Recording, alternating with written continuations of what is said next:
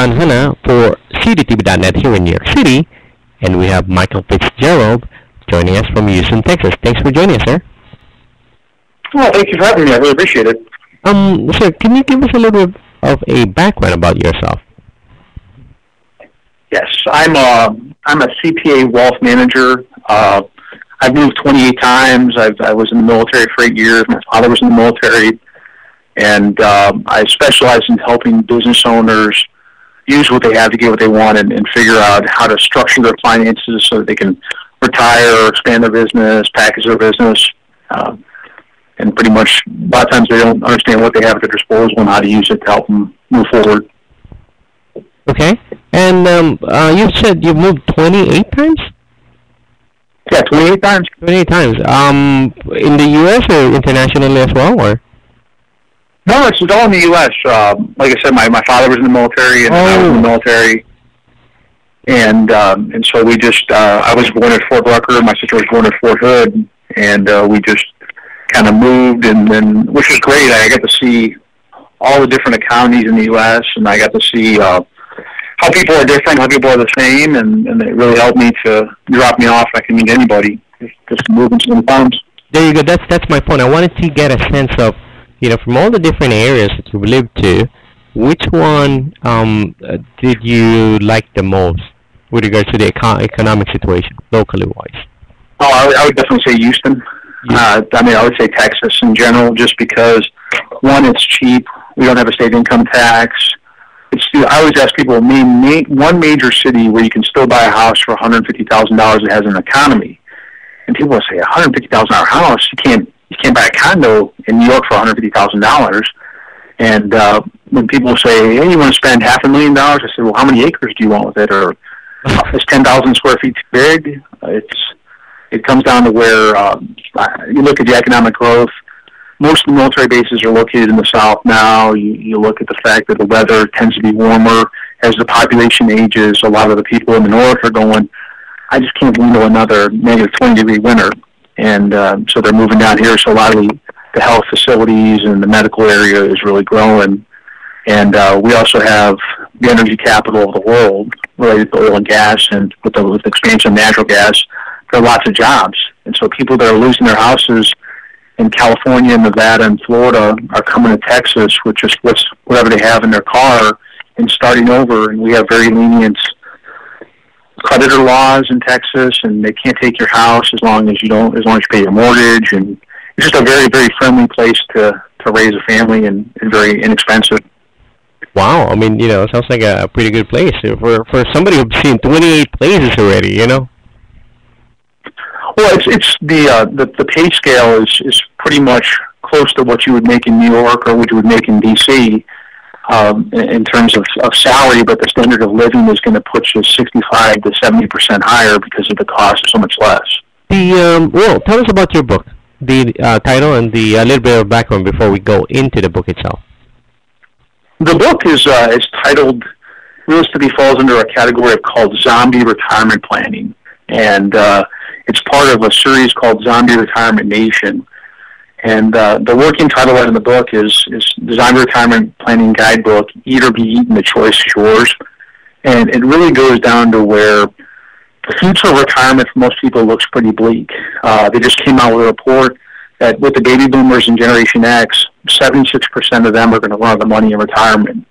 Well, when you run out of money in retirement, there's no reset where you can go back and borrow money to retire. It really means that you've depleted your savings. It's almost like being on an allowance, and all of a sudden you look in your account and you're overdraft.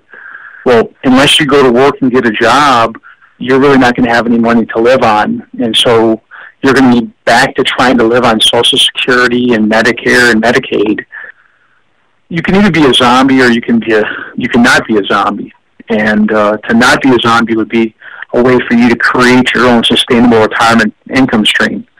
And if you knew that there was a way that everyone tells you that, you should always fund your retirement first because you can borrow to pay for college, or you can borrow to finance a house, or you can borrow to finance a vehicle, or you can borrow to finance a business. Well, now there's a way that you can borrow to finance a pension. And people just aren't familiar with it, and they're going, well, I know I could finance the security of knowing that there was a retirement stream down the road, I just had to develop a way to pay it off, and then I can retire. They would much rather do that than trying to believe that they can go ahead and save their way to retirement. Most people just can't do it. That's kind of the premise of the book. It's just really designed to talk about not trying to solve all the problems, just trying to say if the end result is you want to retire and you want to create your own pension, here's a solution on how you can do it, and here's a way you can finance it. I have other ways of showing people how to retire, establishing a first phase retirement business, going out and finding college income producing properties or building college income producing properties. But the end result is you're looking for self-amortizing assets that somebody else is going to pay off, that you can sell, and that you can also be used to minimize taxes and also maximize cash flow. Okay, so how can we make this happen now? I mean, based on what you've said earlier, dividends, a very small amount for somebody who's not making that much money on a big lump sum of money, or a big amount of money. So what can people, an average person, do or will need to do in order to generate a revenue stream? Like you said, somebody's paying for the vehicle that you're funding.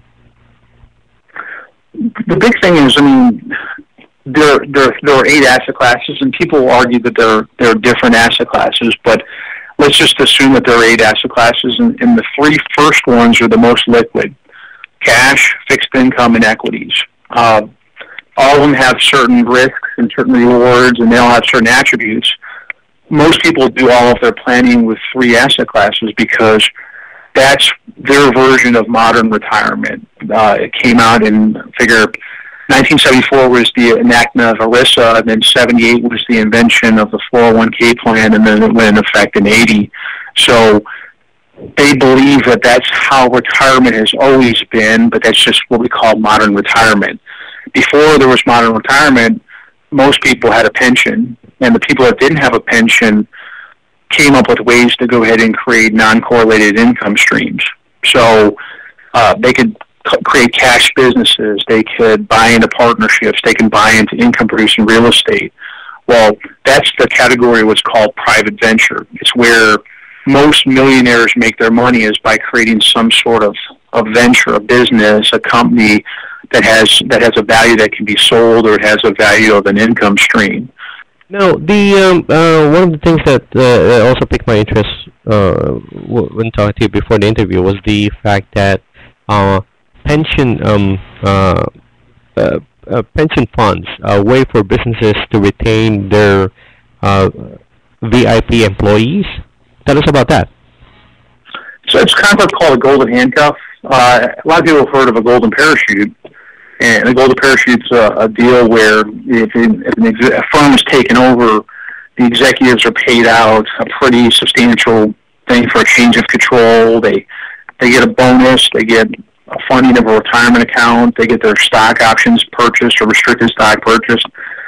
Golden handcuffs is a way to where you can more or less use a non-qualified plan to be able to reward employees that you would like to continue to stay with the company, and you use some sort of a bonus pool, or the understanding that if you continue to work for my company for 20 years, I have a separate pension for you. Well, most people, like I said today, I would love to have a company that offered a pension. Most companies can't do it for all their employees because it's very, very expensive. And with changes in the discount rate and changes with the volatility in the markets, whenever the market loses money, the company has to make up the difference and put that in, plus in the current year's contribution. Michael, so where can people find you and buy the book? They can find me online. All you have to do is type in Retirement Planning Houston or Retirement Planning Texas, or they can go directly to my website. Is www.fitzfp-llc.com. They can also call me at 713-623-1353. The book should be coming out within this quarter.